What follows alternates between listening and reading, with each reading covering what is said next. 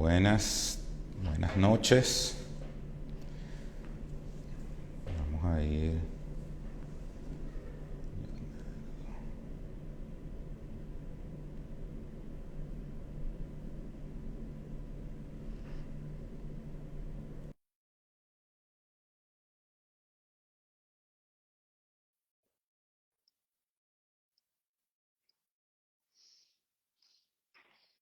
Hola, buenas noches a todos. ¿Será que me pueden indicar si me escuchan bien? Carlos, Hola, Leonardo, ¿cómo estás? Feliz año muy nuevo. bien, muy bien. Feliz año nuevo, Carlos. Bueno, te escucho, pero no te veo. Imagino que es algo de mi conexión. Creo que sí, porque yo sí te veo perfecto y te escucho perfecto. Ok, bueno, mientras te escuche, no hay ningún problema. Yo estoy en modo informal, como puedes No hay ver. problema, Estoy, no te estoy, preocupes. estoy en este momento todavía en Táchira ¿En qué parte de y bueno, Táchira? estoy exactamente en La Grita, municipio Jaure, Ok, y esto ok. está a 2 horas de San Cristóbal. En alguna oportunidad estuve en La Grita hace mucho tiempo. Muy bonito ese lugar. Muy bonito, Pero qué sin duda bueno, alguna. qué bueno, qué bueno. Bueno, demos gracias porque tenemos corriente eléctrica y tenemos señal y podemos conectarnos aquí. Creo que toda la gente está escuchando, ya son las 6:59, creo que podemos iniciar. Si tú me estás escuchando, asumo que todas las personas están escuchando. Si alguien puede escribir, que nos escucha perfectamente, bueno, iniciamos. Este es el primer live del año 2024 de la cuenta Doctor Salud Financiera. El día de hoy tengo la oportunidad de invitar a una persona muy especial, Leonardo Soto, un economista, quien tuve la dicha de conocer el año pasado y que además me invitó a formar parte de un movimiento muy interesante que él está llevando adelante que se llama Una Economía Diferente, donde hemos coincidido en distintas propuestas que tienen que ver con los escenarios nacionales, con temas de inversión, con temas de educación. Y bueno, quería comenzar por ahí, Leonardo. Primero darte las gracias. Feliz año 2024, ¿verdad? Lleno de bendiciones para ti y tu familia. Gracias por este espacio. Y bueno, vamos a entrar un poquito en materia. Lo primero que quiero es que nos comentes de qué trata una economía diferente, de qué trata el movimiento, cómo surgió, qué estamos buscando construir allí. Digo, estamos porque yo también estoy formando parte de la comunidad. Bueno, Carlos, bueno, primero te agradezco de verdad que me hayas considerado a mí para iniciar el año contigo en tu live. Para mí realmente es un honor compartir contigo, un profesional de tu altura. Y te comento rápidamente, la economía es la economía, es decir, la economía en sus postulados filosóficos, científicos, metodología, econometría, estadística, es una ciencia social que como toda ciencia pues tiene normas, tiene reglas, tiene leyes que se aprenden y se aplican, obviamente, en función del contexto, país o de la situación puntual que se desea estudiar, ¿no? Los teóricos filosóficos, inclusive desde Aristóteles, pues han creado un pensamiento económico que se ha ido desarrollando, que inclusive tengo un profesor muy querido, que él me dice que la economía y la medicina están muy relacionadas, que hay muchos economistas que toman, de hecho, principios de las ciencias médicas o que tomaron principios de las ciencias médicas para darle forma a modelos económicos. Entonces, en este tema de la economía como algo estándar, ¿no? Como un todo, creo que llegó un punto en que la economía se estancó en su forma de aplicarse, en su forma de interpretarse, más en estos tiempos modernos. Hay una frase que nosotros en la academia nos enseñaron, que era como una especie de frase para desacreditar a los economistas o los que estudiamos economía, que decía, los economistas pasan 6 meses pensando una política económica y pasan los otros 6 meses pensando por qué no funcionó la política económica. Estoy hablando, por supuesto, de principios de los años 2000, cuando yo comencé a estudiar. Y esta es una frase que se ha venido arrastrando desde los 70, de los 80, 90, y ya en este punto donde estamos en una era de la información, donde todo se conoce en cuestión de segundos, donde el resultado de una política económica es prácticamente flash, instantáneo, ya las cosas no se miden ni se ven como se ven antes. Entonces hay muchas personas que se quedaron en el pasado de lo que era hacer economía. La economía ha ido perdiendo esencia humana, que básicamente como ciencia social se debe al ser humano, a la sociedad, a las personas. Se ha enfocado mucho en el tema material, en el tema de acumulación de riqueza, en el tema dime cuánto tienes y te diré cuánto vales. Entonces, esa erosión de la esencia económica como tal llevó a que ya la economía no se pueda interpretar o entender solo desde un profesional de la economía que está enclaustrado en una biblioteca o sentado detrás de un escritorio, o porque conoce teoría económica, sabe de lo que es la economía y cómo las personas se comportan, no. Y ahí es donde viene el tema de una economía diferente. Salir a la calle, hablar con la gente, entender lo que piensan, lo que sienten. La gente dice, oye, pero este está hablando de sentimientos. El 60% o más de las decisiones que los seres humanos tomamos, sean económicas o de cualquier otra índole, son emocionales. Es decir, la psicología tiene mucho que ver con la economía. La economía tiene que ver mucho con psicología. Recuerda que la economía tiene mucha influencia psicológica, sociológica, antropológica, que muchos economistas pues no hablan de eso porque se enfocan solo en el Producto Interno Bruto, en estadísticas duras que sí te dicen una parte de la historia pero no te dicen todo. Entonces una economía diferente se basa en postulados claves. Economía colaborativa, por supuesto, si yo tengo algo que tú necesitas para crecer, yo te lo aporto y viceversa. Economía creativa, hoy en día las empresas unicornio, los startups, pueden tener un valor inclusive incremental mucho mayor a cualquier empresa que tenga grandes infraestructuras o activos, y eso está mundialmente comprobado. Economía circular, es decir, si no cuidamos los recursos que son no renovables, como por ejemplo árboles, agua potable, aire, entre otros tantos, que ya cada vez son más escasos, pues no hay vida. En eso va la economía circular.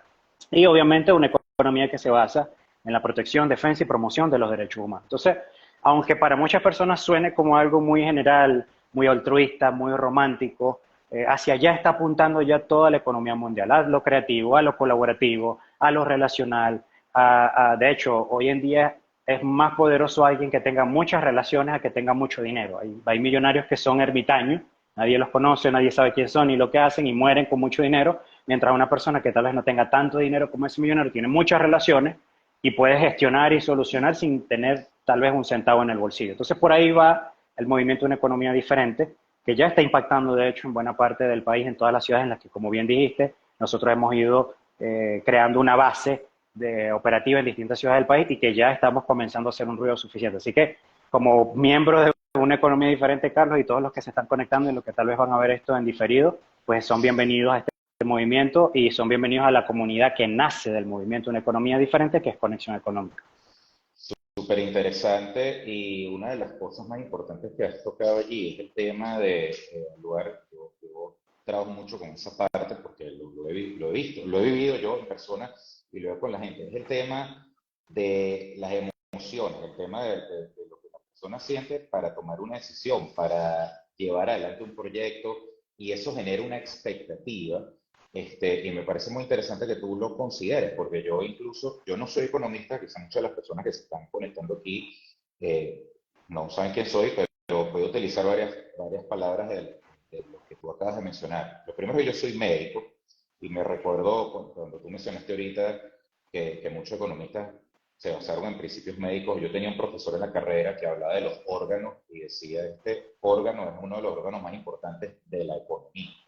Entonces hablaba de la economía en ese momento anatómica o médica, pero sí tiene mucha similitud. Y un punto interesante que quería comentar es que yo he consultado con otros economistas, he trabajado con gente del sector economía, y me dicen que la economía, no solo en Venezuela, sino en Latinoamérica en general, se ha quedado como muy en el tiempo, en una economía de tipo social, no involucra al ciudadano como individuo, ese sentimiento, no hay esa interfaz de interacción, y pensamos que los economistas saben de gráficas, de fórmulas, y les podemos echar la culpa de que la situación esté bien o mal, pero ¿cuánto de involucrar al ciudadano común en ese proceso, que al final es parte?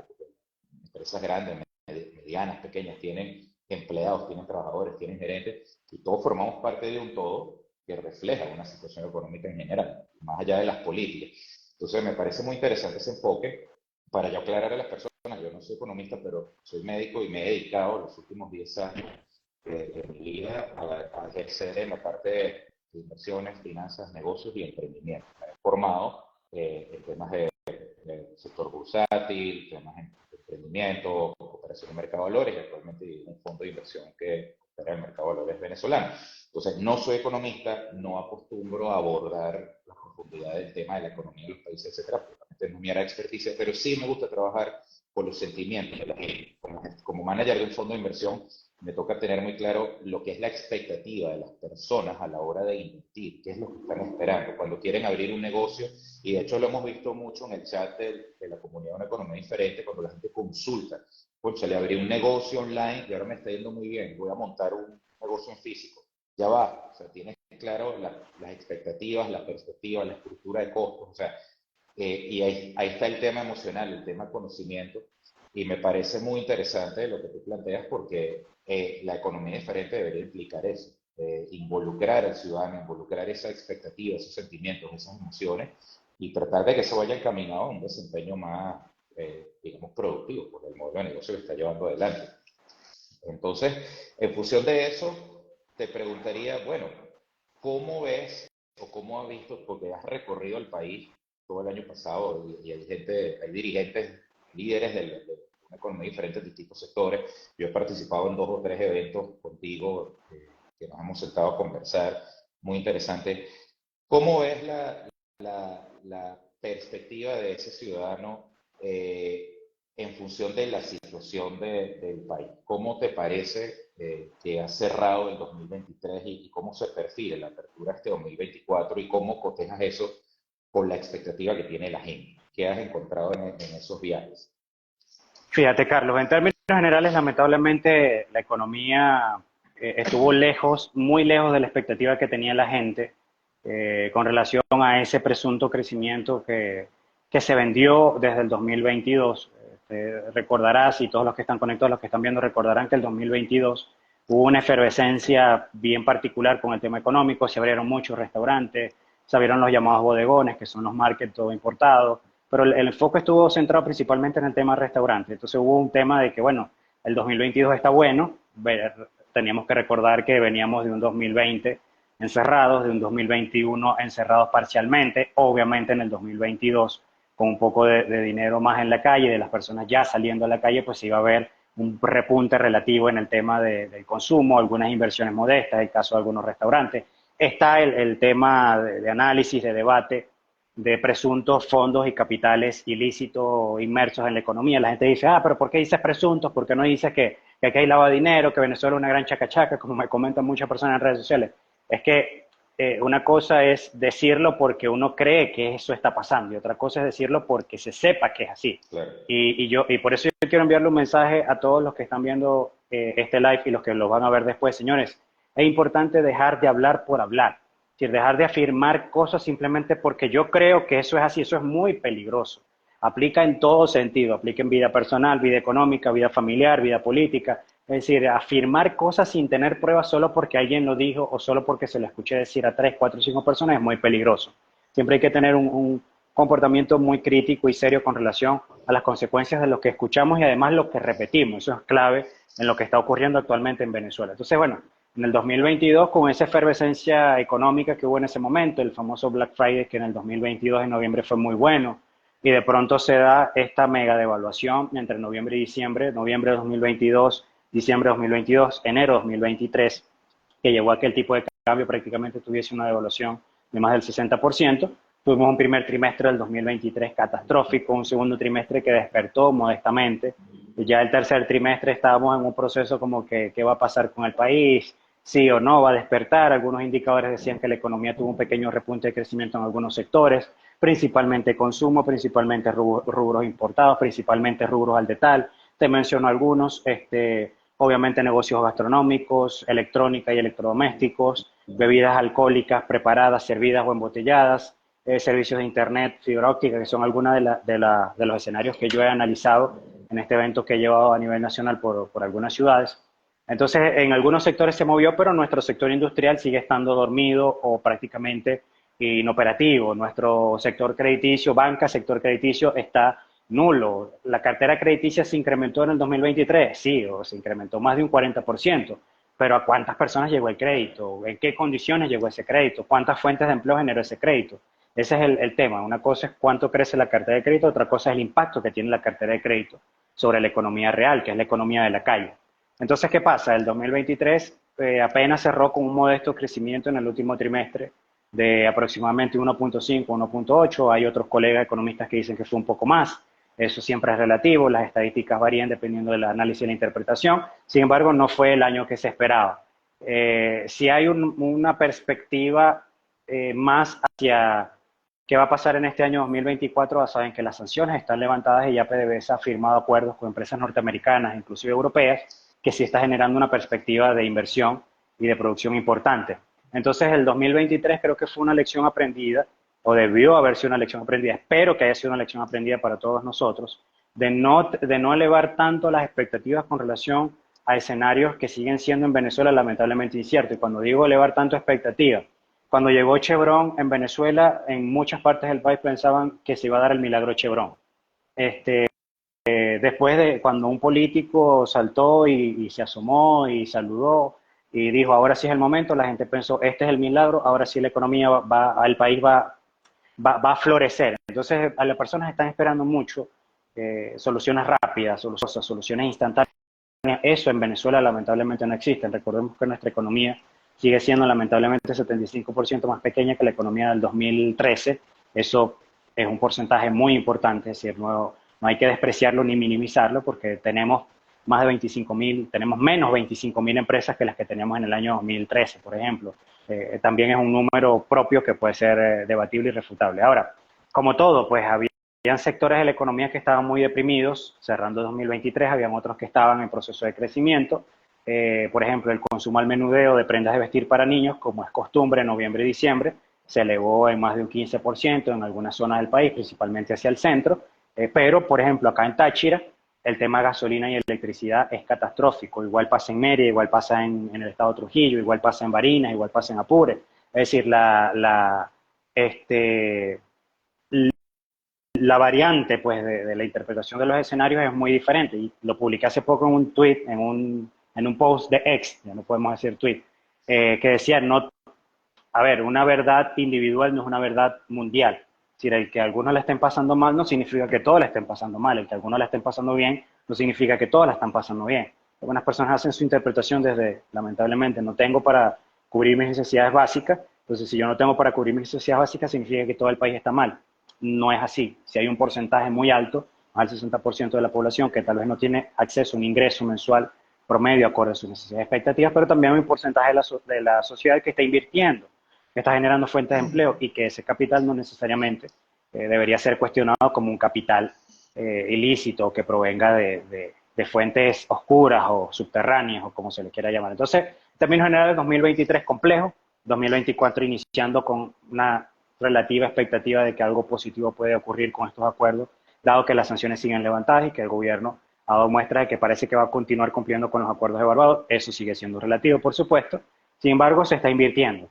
Y yo creo que estas empresas norteamericanas que están invirtiendo en pozos, en mano de obra, en no están nada de que las cosas van a estar bien. Creo que tienen por lo menos un mínimo de certeza porque no estamos hablando de $100.000, estamos hablando de millones de dólares. Correcto.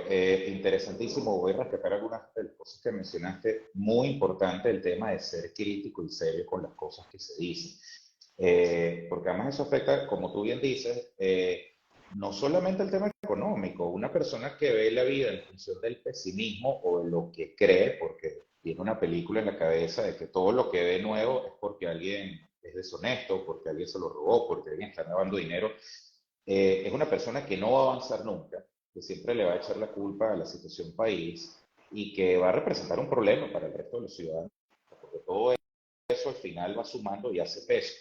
Entonces, yo soy un emprendedor, tú eres un emprendedor, nosotros estamos aquí, estamos sentados, estamos arriesgando, estamos invirtiendo, estamos corriendo cuotas de riesgo como cualquier otra persona de cualquier calibre empresarial lo está haciendo. Entonces, hay que ser muy serio y rescato mucho eso. No todo lo que se ve como inversión es alguien lavando dinero. No tiene por qué ser así. Hay gente que sigue aquí y a mí no me gusta mucho usar la palabra apostar.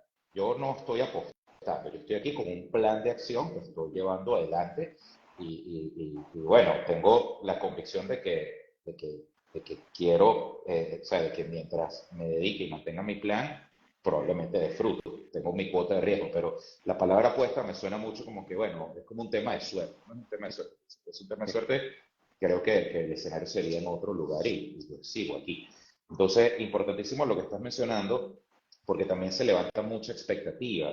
Eso nos lleva a los siguientes puntos de la conversación que te había planteado, eh, con el tema de la entrada de las empresas que tienen interés en el sector petrolero. Yo en lo particular, con mi socio Pablo González, del equipo de C Capital, tuvimos la oportunidad de participar en un foro de Fede Cámaras con el MEDEF, que es el movimiento empresarial francés, que vinieron aquí, se apersonaron aquí en Venezuela buscando oportunidades. Tuvimos una conversación muy interesante para explicarles las distintas alternativas que había de inversión para el sector internacional detrás del mercado de valores, que es lo que nosotros ofrecemos con el fondo de inversión.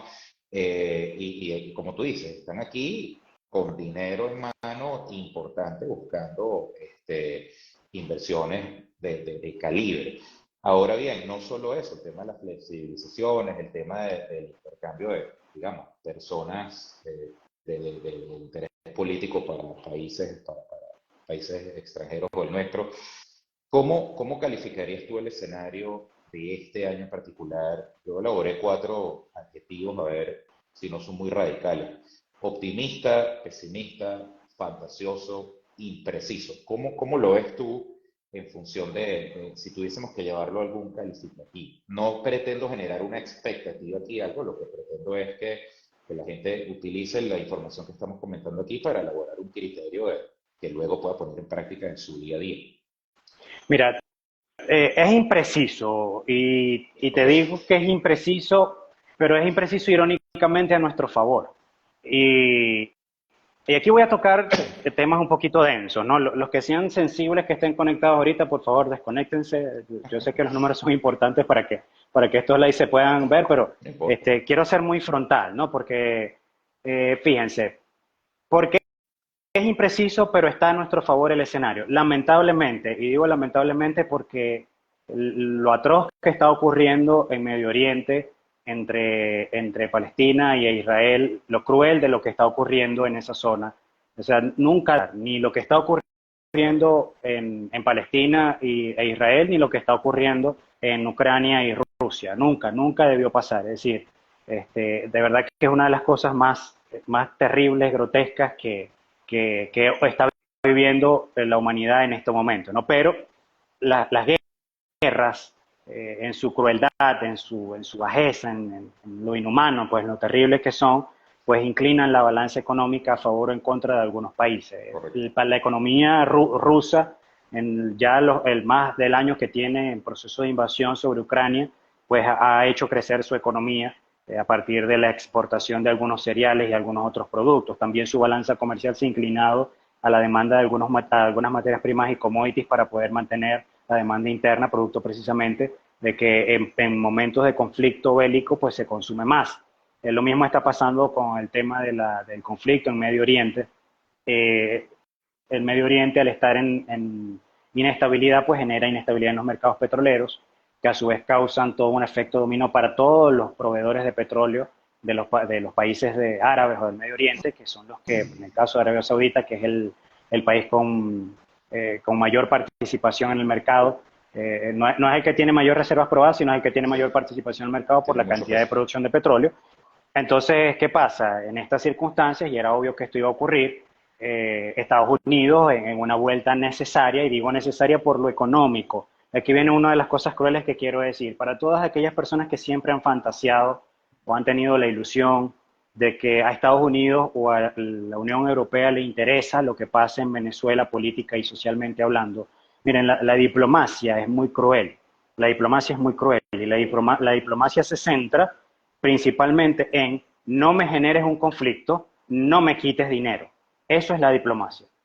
Para los países del mundo, si un país está generando conflicto que se puede convertir en una guerra o me está quitando dinero, el país se convierte en un problema. Y por eso es que Europa tiene problemas, por ejemplo, con los países del norte de África, que están recibiendo muchos migrantes, producto, por supuesto, de la situación económica de los países africanos. Por eso es que hoy Venezuela es un gran problema para el mundo, no solo para América Latina, sino para el mundo. Han emigrado, por Dios, más de 7 millones de venezolanos, 8 millones según algunas estadísticas. Son personas que ya no pueden llegar a trabajar porque ya muchos no son titulados, algunos necesitan atención especial, algunos necesitan servicios especiales médicos. Entonces, estas personas que se convierten en un problema para esos países, pues obviamente esos países tratan de resolver ese problema devolviendo a esas personas a su país de origen.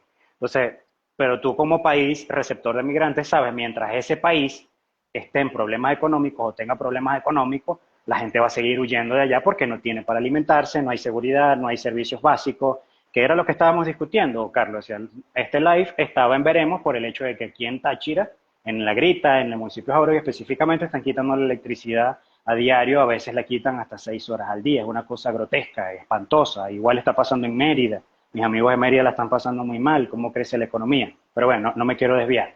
El punto clave es que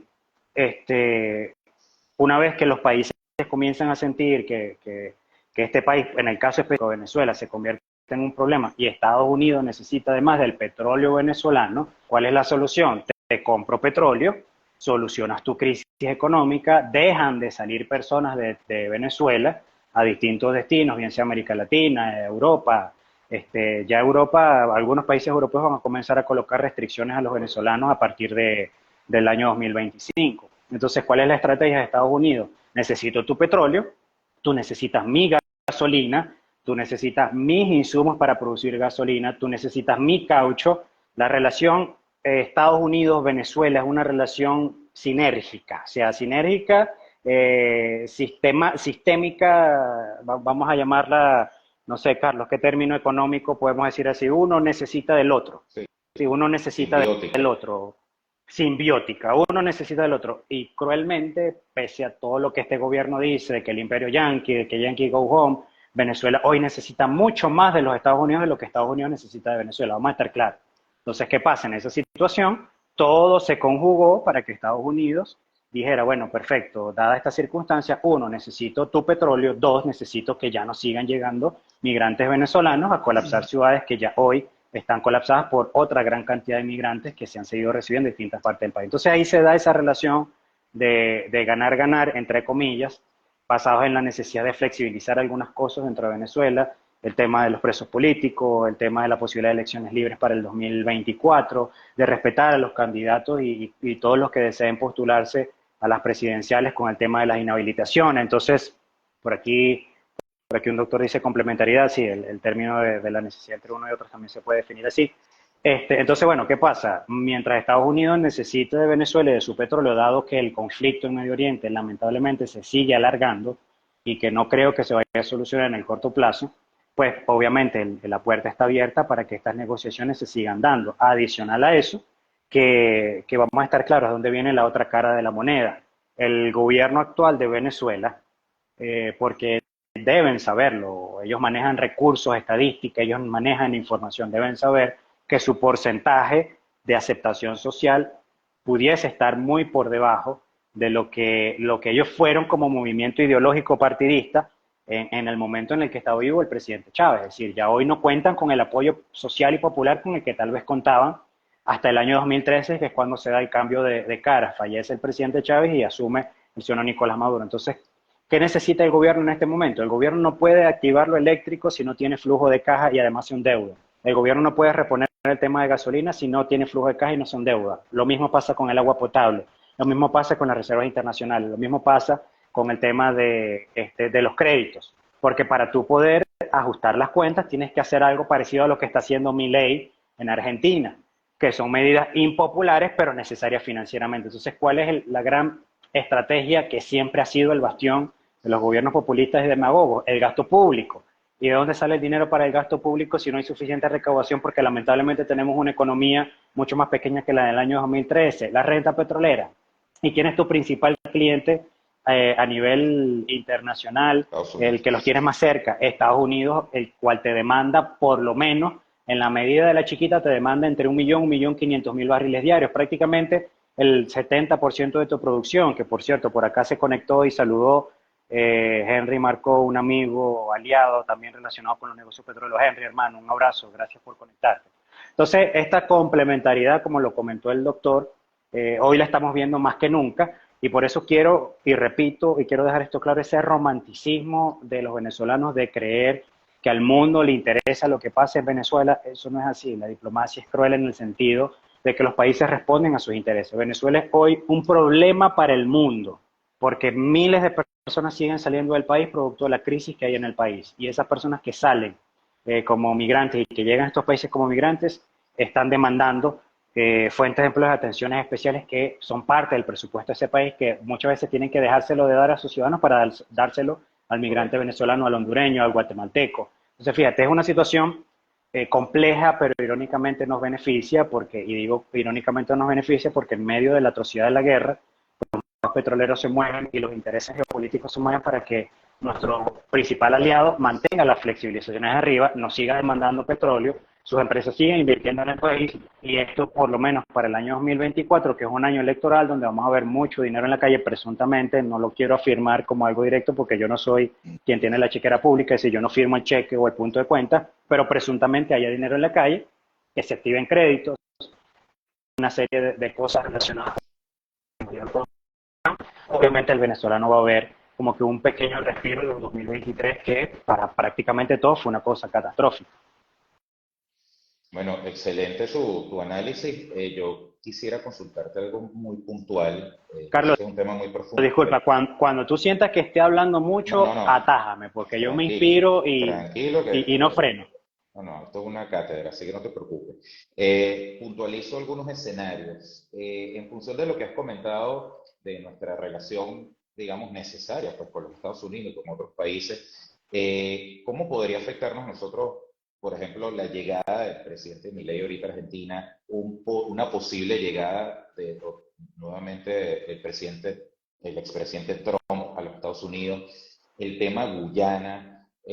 ¿Tú consideras que la situación que acabas de describir de esta relación necesaria con los Estados Unidos, la necesidad de vender los petróleos, ellos requieren nuestro petróleo, nosotros controlar aquí el tema migratorio y utilizar esos recursos para desarrollar el sector primario, que es el que está más golpeado en nuestro país? ¿Crees que eso podría variar con alguno de estos tres escenarios que mencioné, el tema Trump, el tema Milei o el tema Guyana?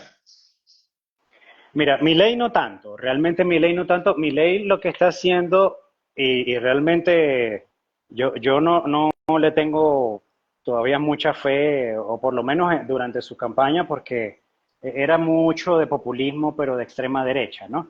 Este, ahora que está en la presidencia, pues se ha vuelto más comedido, utiliza un discurso más conciliador. Las medidas que él está implementando son básicamente para estabilizar la economía argentina. Lamentablemente la economía argentina, en su balanza de preferencias ideológicas, pues pudiese yo afirmar de forma muy osada, y cualquier analista político internacionalista que me quiera refutar puede hacerlo con toda confianza. Yo siempre he dicho que Argentina tiene por lo menos un 45% de una sociedad muy asumida a tendencias ideológicas de izquierda, socialistas, comunistas.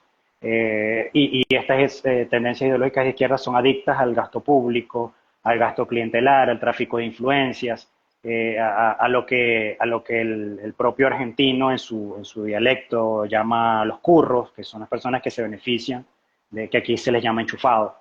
Entonces mi ley está un poco ajustando las cuentas. Mira, tú estás recibiendo un programa social y me di cuenta que viajaste en avión o en yate fuera del país, no necesitas el plan social, es decir, te vas del plan social. Igual pasa con algunos cargos que tal vez han entrado reciente o que entraron reciente durante el gobierno recientemente saliente, que son cargos que uno puede decir, bueno, pues entraron por qué, porque tienen competencias profesionales, porque si no lo veo útil, pues te saco, porque son estos 7.000 bajas que se dan en la administración pública, eliminación de distintos ministerios. Entonces, ¿qué pasa? Claro, son medidas necesarias, solo que el presidente Milei las está aplicando de forma como es como que un electroshock. Es decir, como es que electroshock es que se llama cuando uno intenta hacer una resucitación rápida a un paciente, ¿cierto, Carlos? Sí, sí, sí, por ¿Cómo es que supuesto. se llama? Eso. Ajá.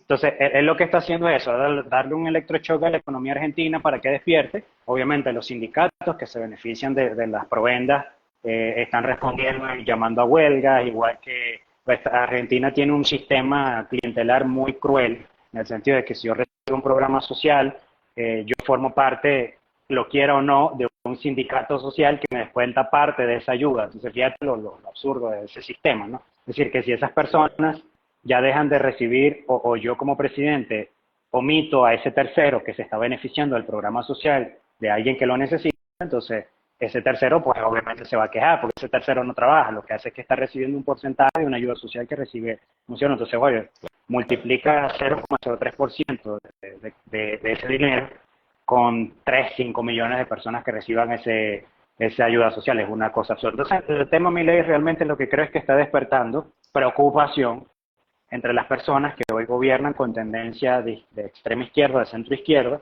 caso Chile, caso Colombia, caso Brasil,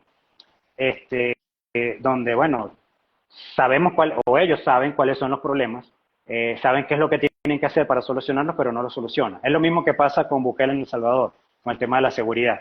Tienen los recursos uniformados, tienen los recursos, armas y otro tipo de cosas para poder atacar el tema de inseguridad y no los ataca. Entonces, ¿qué pasa? Es un tema de voluntad política, es un tema de que a ti te conviene de que exista corrupción, que exista inseguridad. Entonces, Milei en Argentina y Bukele en El Salvador están siendo como que esa prueba de que hay políticos que además son outsiders, el caso porque ambos son outsiders, es lo más impactante del caso, de que un outsider con cero experiencia política, pero sí con mucho carácter y disposición, pueden hacer que las cosas cambien en muy poco tiempo. Yo aspiro que a Milei le vaya muy bien, porque económicamente lo que está haciendo es lo apropiado y está comenzando a generar resultados positivos, sobre todo para el caso de su balanza comercial. Ellos están comprando ya dólares para alimentar la reserva internacional. Venezuela está lejos de pensar en eso, porque obviamente Venezuela está quemando dólares en las mesas de cambio interbancarios para tratar de que no varíe el tipo de cambio. Entonces, el caso Milei, descartado. ¿Tiene preocupados a los mandatarios de izquierda? Sí, porque ellos están viendo que Milei está haciendo cosas que ellos deberían hacer y que no están haciendo. Caso Trump. Trump es muy difícil que gane las elecciones de Estados Unidos. Ni los demócratas ni los republicanos lo quieren como presidente. De hecho, está en este momento peleando un recurso que se le interpuso para no ser candidato en las primarias de los republicanos, imagínate. Ahora, ya no es tanto Trump, pero los republicanos van a ganar en Estados Unidos. Y las personas me dicen, Leonardo, ¿pero en qué te basas para afirmar eso? No tengo ningún escenario profesional para decirte, es lo que yo creo como ciudadano común y corriente que va a pasar porque lamentablemente Biden ha sido uno de los presidentes más débiles que ha tenido Estados Unidos en los últimos 30, 40 años. Es un señor que está a un paso, pues lo que se ve a simple vista. No soy médico y me disculpas tú como médico y todos los médicos, psiquiatras y psicólogos, pero creo que él está al gobierno de Venezuela.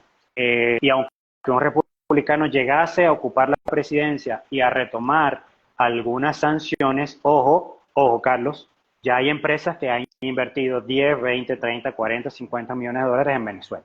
¿Okay? Correcto. Sí, no es que llegue como presidente republicano, nuevamente las sanciones, ustedes perdieron su dinero. No. Que hay otras fuerzas que confluyen en intereses, porque si yo invertí 10 millones de dólares en Venezuela, yo aspiro a recuperarlos. Salvo que se presente una situación muy extraordinaria que no sea controlable, pero yo le diría, o es lo que pasa comúnmente en Estados Unidos y en todas las influencias que hay, empresas, sector público, Cámara Baja, Cámara de Representantes, senadores, donde empresas le dicen, oye, mira, no te vayas tan a lo radical. Tal vez si tú no quieres hablarle directamente al presidente de Venezuela, no te vayas tan a lo radical. Deja que yo recupere mis inversiones porque necesitamos recuperar ese dinero.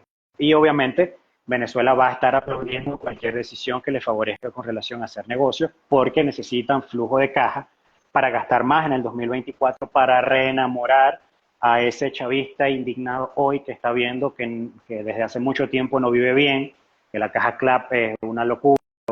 Cuando digo una locura, entre la composición de carbohidratos, proteínas, calidad de los productos, cada quien juzga en función de su contenido y si le resulta o no. Hay personas que dicen que la caja CLAP les resulta y bien con eso. Amén, hermano, hermana, que les vaya muy bien con eso. Pero hay otras personas que dicen no me gusta el contenido de esa caja, ni la calidad de los productos, no viene proteína, yo necesito comer carne, no solo puedo estar comiendo granos o arroz o harina. Entonces, fíjate, el gobierno necesita reenamorar a ese chavista indignado.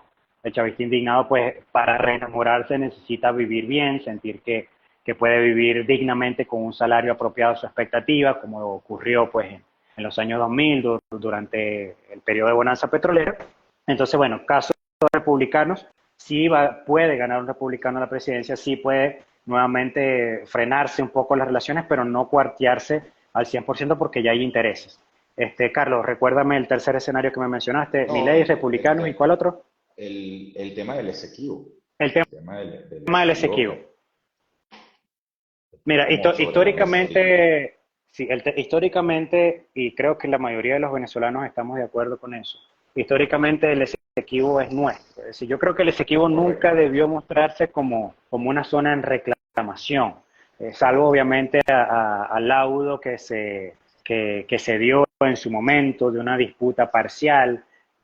Si no me equivoco, fue en 1899 cuando se da ese fallo y se dice que, bueno, no es ni para acá ni para allá, todavía falta otras revisiones apropiadas al caso. Sin embargo, eh, el Esequibo es Venezuela, es decir, desde Venezuela nos pertenece. Ahora, el trato geopolítico que se le ha dado al Esequibo, inclusive desde la gestión del presidente Hugo Chávez, cuando tal vez se pudo hacer más, es decir, negociar más con dirigentes de Guyana, hacer acuerdos de mutuo beneficio, establecer pautas, digamos, que fuesen fluyendo en un periodo presidencial, 6 años, en un segundo periodo presidencial de otros 6 años, que fuesen o de la mano del difunto presidente Hugo Chávez o de cualquiera que tomara la batuta en condiciones normales, en un país democrático que lamentablemente no hemos tenido alternabilidad del poder en los últimos 20 años, 20, 23 años. Pero eso no se ha hecho. Entonces, cuando tú tienes un tema tan complejo y delicado, donde además ves el panorama geopolítico internacional, ves a un país como Israel, que está obviamente hoy asediando a Palestina, producto de una incursión bélica y agresiva del grupo Hamas sobre Israel, y ves todo lo que está pasando allá. Además de eso, ves lo que está ocurriendo entre Rusia y Ucrania, que Rusia invade Ucrania y ya anexó parte del territorio ucraniano. Cuando ves que, por ejemplo, China dice recientemente que la reanexión de Taiwán es inevitable, sí, o sea, va a ocurrir por las maneras que sean, dicen los chinos, es inevitable. Cuando ves a un Corea del Norte siempre con intenciones hostiles, aunque digan no nos interesa la reunificación con Corea del Sur, eso es debatible por cómo sabemos se comporta Corea del Norte. Entonces, cuando tú ves ese tema donde hay países que están hoy encima de otros países, bélicamente está muriendo gente, hay violación de los derechos humanos, hay situaciones aberrantes, hay intención de anexar territorios que hoy pudiesen considerarse independientes. Entonces, el presidente de Venezuela dice, ya a partir de ahora, este territorio le pertenece a Venezuela y ahora todos los ciudadanos de ese territorio van a ser venezolanos. Mira, las cosas se pone tensa, ¿no? La cosa, de hecho, creo que escaló más de lo que ellos pensaban que podía escalar.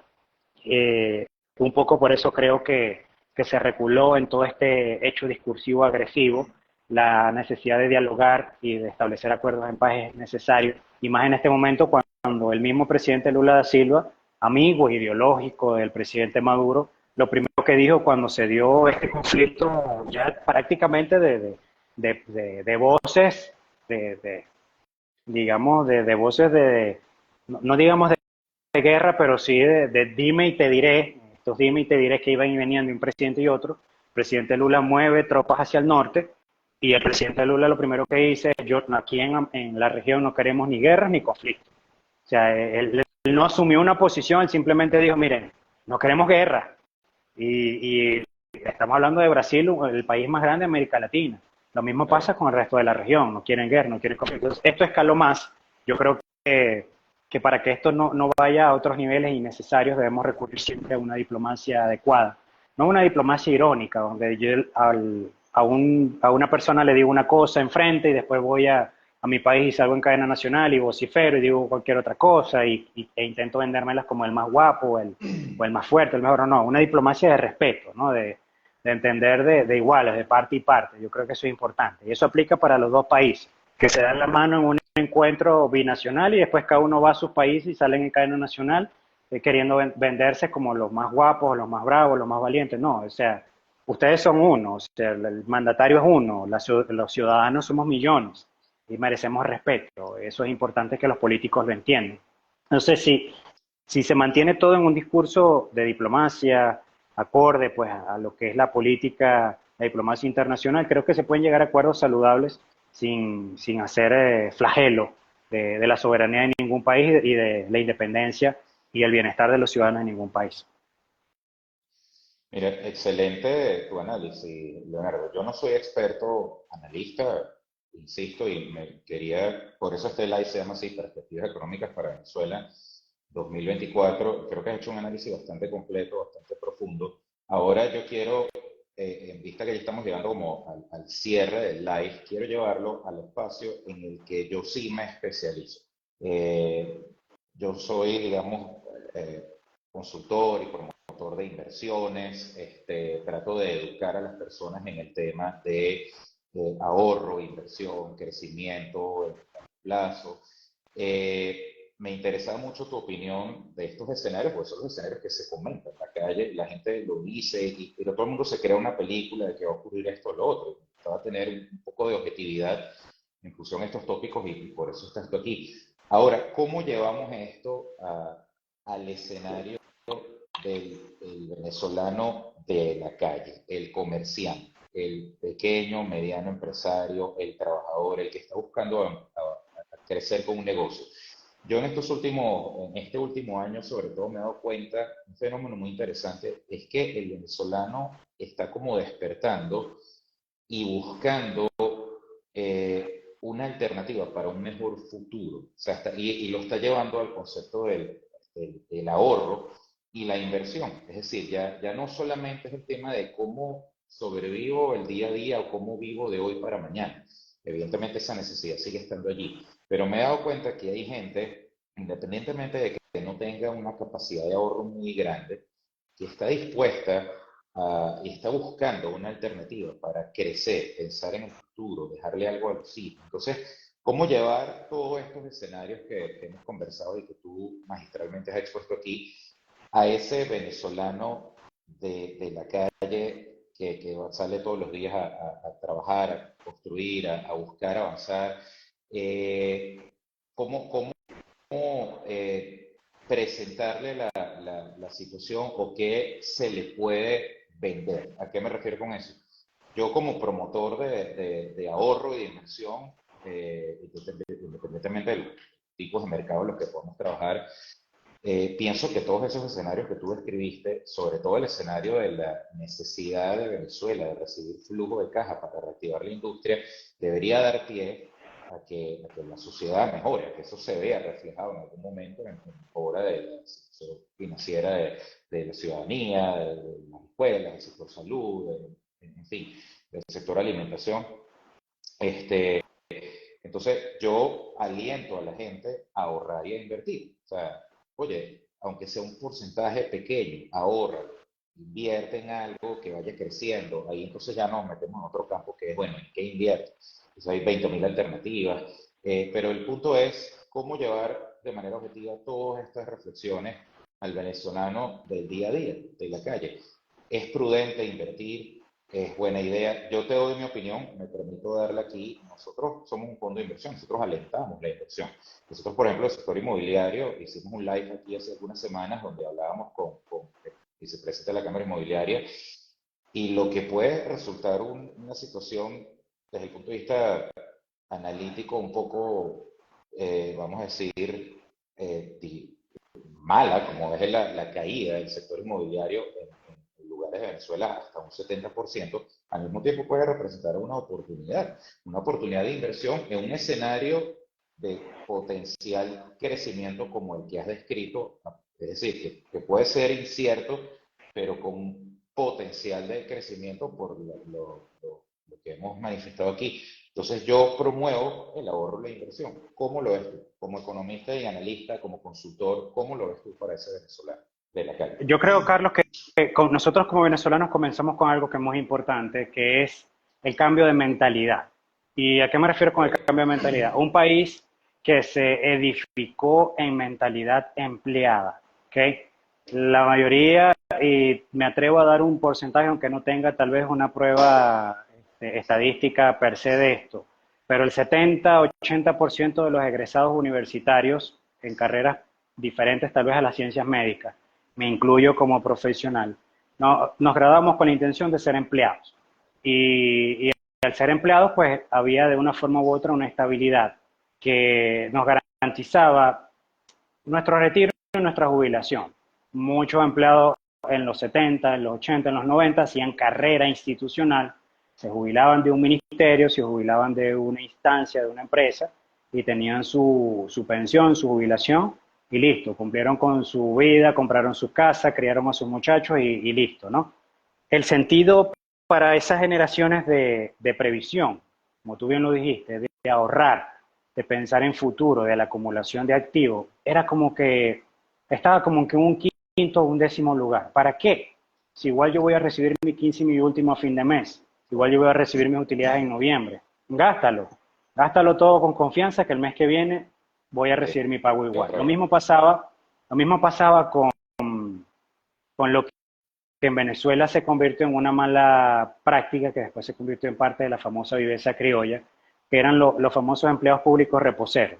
Es decir, metían miles de reposo, faltaban al trabajo decenas de días, y igual cobraban su sueldo completo a fin de mes, igual cobraban sus beneficios, sus utilidades, porque teníamos una sociedad muy protectora, muy sobreprotectora. Ese es el término tal vez adecuado. Entonces, en ese cambio de mentalidad, y todos los que han emigrado, muchos otrora clase media, empleada, profesionales, se dieron cuenta de que, oye, trabajan porque tienen conocimiento, habilidad para trabajar, pero se dan cuenta de que si no guardan suficiente dinero y se llegan a enfermar y el seguro se les acaba y no tienen una platica en colchón guardada, no tienen nada, se pueden morir sin nada.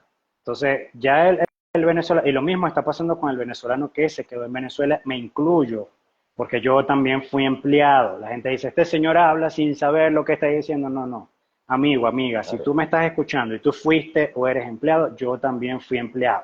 Yo también Yo recibí mi también, 15 de y hecho. mi último, yo también metí permisos médicos cuando me enfermé, me pagaban mi sueldo a final de mes, y yo pensaba que me iba a jubilar en esa institución, porque ganaba bien, tenía mi carro, mi casa, me iba chévere. Entonces, así pensamos las 55 personas que trabajaban en esa institución. Hoy la mayoría de esas personas lamentablemente están fuera del país porque tuvieron que emigrar.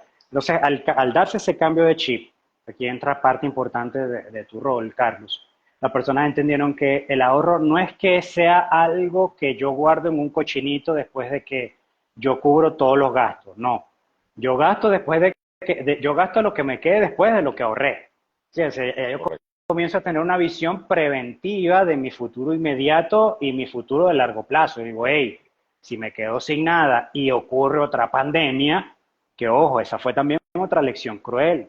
Vino la pandemia y tanto a personas que estaban dentro como fuera del país, que no estoy trabajando y yo cobro por hora, cómo voy a comer, cómo voy a alimentar a mis hijos, no tengo un colchón, no tengo nada, a vender las prendas, a vender lo que pueda vender, por ejemplo. Eso ocurrió, ojo, ocurrió en Estados Unidos, ocurrió en Centroamérica, ocurrió en Sudamérica, ocurrió en buena parte del mundo. Entonces la gente dijo, ya va, hay que tener dinero guardado, o sea, no nos podemos volver locos, y además del dinero guardado tenemos que tratar de que parte de ese dinero, de mi fondo de ahorro de contingencia, mi fondo de ahorro de largo plazo, mi fondo de ahorro para inversión, comienzo a dimensionar. Es decir, cuánto dinero voy a destinar a largo plazo, cuánto dinero necesito tener en caja por si acaso no trabajo durante 6 meses, cuánto dinero voy a destinar a inversiones en mercado de capitales, acciones o demás, con tasa de interés compuesta, cuánto destino a negocios físicos, si los voy a operar yo directamente y me voy a convertir en un socio capitalista, un capitales golondrino, no lo sé. La gente comienza a hacerse preguntas más complejas. Oye, ¿cómo está eso del Bitcoin? ¿Funciona o no funciona? Si da, si no da, los tengo ahí guardados y me olvido de que eso existe. O sea, las personas comienzan a tener un sentido crítico diferente. Obviamente, aquí voy nuevamente al tema cruel de lo que estamos viendo, obviamente, el que recibe un sueldo de $7 al mes con una canasta básica de $550 al mes para un grupo familiar de 4 personas, me escucha decir esto, ¿a dónde, mijo? O sea, ¿dónde si yo gano $7 y el gobierno me da un bono de $30 adicional, son $37 al mes? ¿Cómo ahorro? Obviamente yo a él no le puedo decir ahorra lo que no tienes. Yo lo único que le digo a esas personas es que si no tienes para ahorrar, edúcate.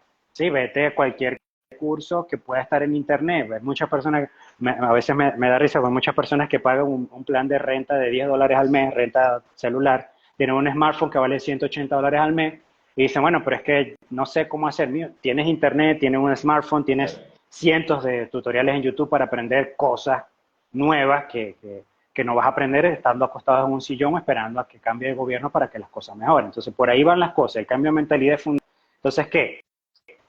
¿Aprendimos que el ahorro es importante? Sí. ¿Aprendimos que la inversión es importante? Sí. ¿Quién nos dio una bofetada y nos hizo ver que eso, más que importante, es crucial para nuestras vidas? Crisis venezolana, pandemia y crisis mundial actual que sigue afectando a toda la economía de todos los países del mundo. ¿Qué voy a hacer?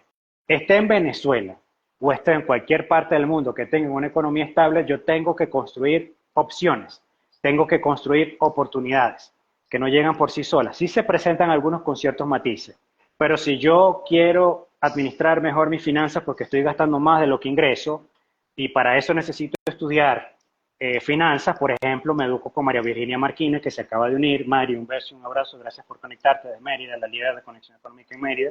Me educo con María Virginia Marquina, que es especialista en finanzas personales y finanzas corporativas. Ella me enseña cómo utilizar mi dinero, lo poco o lo mucho, y si no tengo suficiente dinero, por lo menos me da opciones para yo poder ampliar mi visión de hacia dónde ir y dirigirme. Entonces es importantísimo eso, salir de la caja de la queja. Es como el que está afuera, el que emigró. Hermano, si usted emigró, yo lo admiro. Emigrar es una decisión tremendamente valiente, pero no dedique tiempo de su día a revisar cuentas de Instagram en Venezuela para quejarse de las personas que salieron un fin de semana a tomarse una cerveza. Dedíquese a trabajar, dedíquese a invertir, dedíquese a ahorrar, por ejemplo. Igual pasa con el venezolano que está en Venezuela, que tiene posibilidad, tiene salud, tiene sus dos brazos, tiene sus dos piernas, tiene pulmones buenos, fuertes, igual que su corazón, su mente está abierta y está acostado en una cama viendo redes sociales, leyendo comentarios de Twitter o escribiendo comentarios en redes sociales con cuentas falsas de seudónimos. No, o sea, hay que moverse, hay que buscar opciones, hay que hablar, hay que aprender, hay que buscar aprender un nuevo idioma, descargar aplicaciones que son gratuitas y sirven para eso. Por Dios, hay tanto que podemos hacer. Que lo que estoy diciendo no aplica para todos en inmediato, sí. Y te nombro un ejemplo inmediato que es una de las cosas que un gobierno tiene que atender sin falta, y más el gobierno de Venezuela sin falta, porque es una crueldad lo que se está haciendo con nuestros pensionados y jubilados. A un pensionado tú no le puedes decir, dedícate a emprender. Por Dios, un señor de 70, 75, 80 años que ya dio todo, su salud, su vida, y que ni siquiera tiene para comer dignamente o comprar sus medicamentos si los necesita. Eso es absurdo. Eso es una tarea pendiente del gobierno que está, o si el gobierno que está no responde a eso, pues hay que cambiarlo. Ahí es donde está el reclamo de la sociedad con relación a los resultados sociales que tienen que ver con lo económico. Por eso es que si tú eres joven, si tú eres fuerte, y cuando digo joven no estoy diciendo solo de 20 años, ya los 50 son los nuevos 30, los 60 son los nuevos 40. Si aún sientes que tienes la energía para hacer algo productivo, útil y quieres hacerlo y tienes la capacidad para hacerlo, es cuestión de buscar los puntos claves, aliarte con las personas apropiadas y comenzar a moverte, que es indispensable. Invertir es indispensable. En Venezuela se puede hacer, sí, pero el riesgo es alto. Ojo, esto también es una realidad que quiero que ustedes internalicen. El riesgo de invertir en Venezuela está por encima del 50%. ¿Por qué? Falla de servicios básicos, inseguridad social, voracidad fiscal. Es decir, tú tienes que tener, además del dinero en el bolsillo para invertir y buenas relaciones, tienes que tener inteligencia emocional.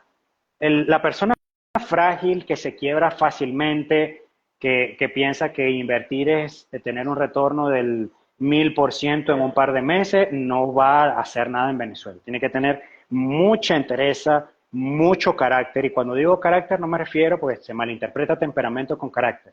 La persona que tiene carácter es la persona que controla su temperamento. Hay que tener carácter y templanza para saber qué ocurre, ojo, y qué ha ocurrido y qué sigue ocurriendo, que si te llaman y te extorsionan o que te lanzan una granada en tu negocio, que eso no debería ocurrir, eso debería estar eliminado y borrado de nuestra sociedad para siempre. Pero si ocurre porque está ocurriendo, debes tener la suficiente fuerza, entereza, inteligencia emocional, fortaleza emocional para enfrentarte a eso y decir, continúo o me retiro, pero con firmeza. Si flaqueas ante eso, que es parte de nuestro contexto, te lo estoy diciendo y te lo digo nuevamente directamente, el riesgo de invertir en Venezuela supera el 50%. Está entre un 50 y un 55%, que es muy alto, es absurdamente alto. Pero la gran ventaja de Venezuela es que hay infinidad de necesidades insatisfechas. Hay infinidad de personas que hoy necesitan algo que no pueden conseguir en Venezuela y que lo importan de Estados Unidos, lo importan de Colombia, lo importan de Brasil, porque aquí no lo hay.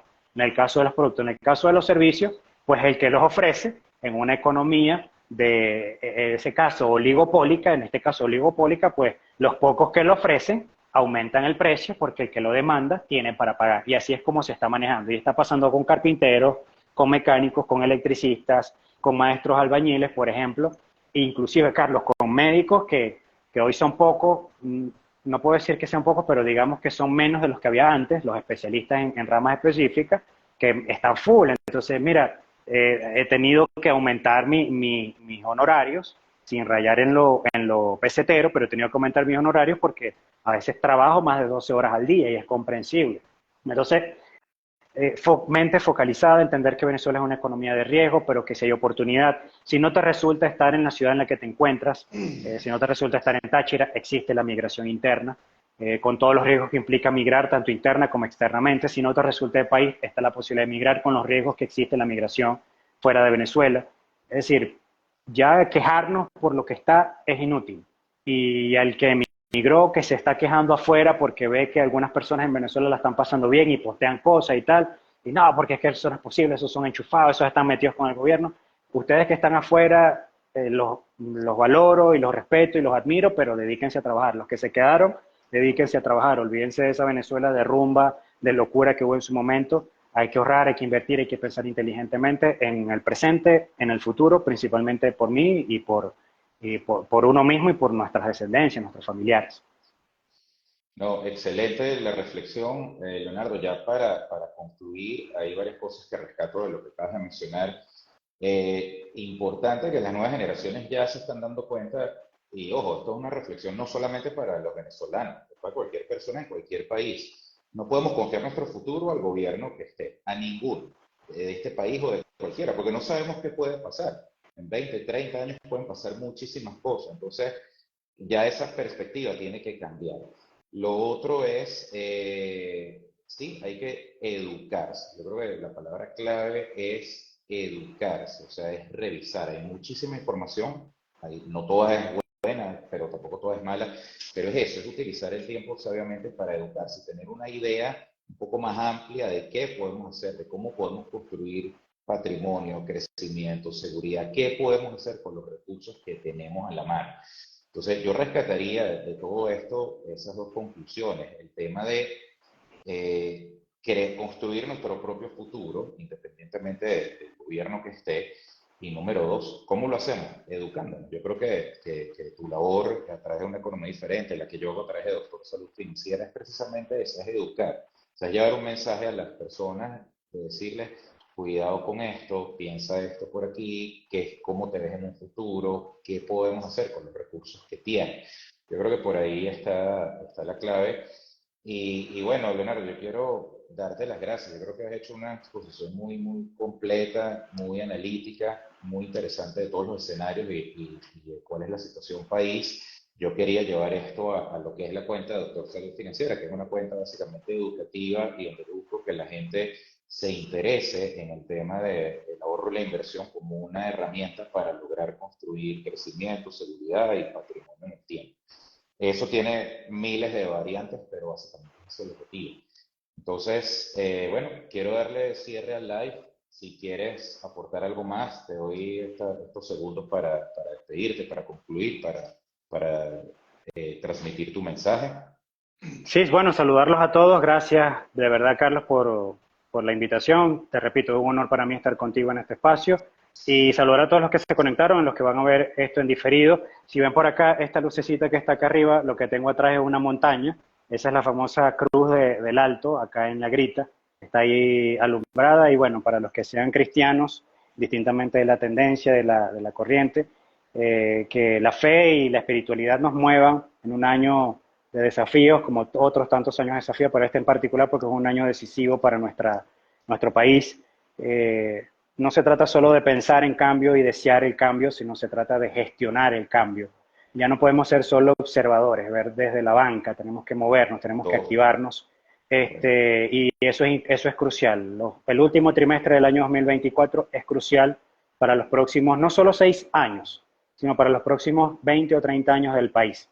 y con mucha fe, mucha espiritualidad, mucho carácter, mucho temple, sea que se queden en Venezuela, sea que se vayan, llévense lo mejor de ustedes, llévense lo más bonito, lo más brillante, sean luz en la vida de otros y en algún momento que a todos nos pasa, nos deprimimos, caemos pues, que somos seres humanos, no somos máquinas, pensar en que no estamos solos, no estamos solos, estamos siempre a la par de personas que viven cosas parecidas y que están dispuestas a tendernos la mano, porque los venezolanos somos así, por más que se le ha intentado creer a muchas personas de que estamos separados por una tendencia ideológica X, oye, no, no, aquí somos venezolanos, todos llevamos la misma sangre que corre por nuestras venas mestizas, sangre afrodescendiente, india, es decir, tenemos, esa sangre corre por nuestras venas y eso es lo que nos da valor, que podemos identificar eso y podemos valorarlo sin colocarnos ninguna frana de ningún color, ni roja, ni azul, ni amarilla, ni naranja, de ningún, ni verde, ni ninguna, ni blanca.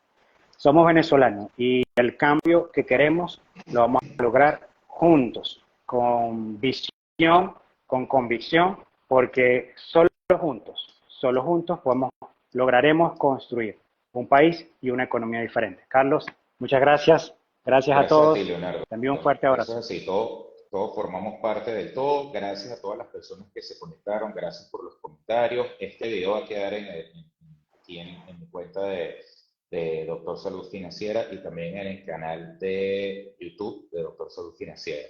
Le doy nuevamente las gracias a todos, bendiciones y bueno, nos seguimos viendo aquí en nuestra cuenta de Doctor Salud Financiera. Gracias a todas las personas que se conectaron.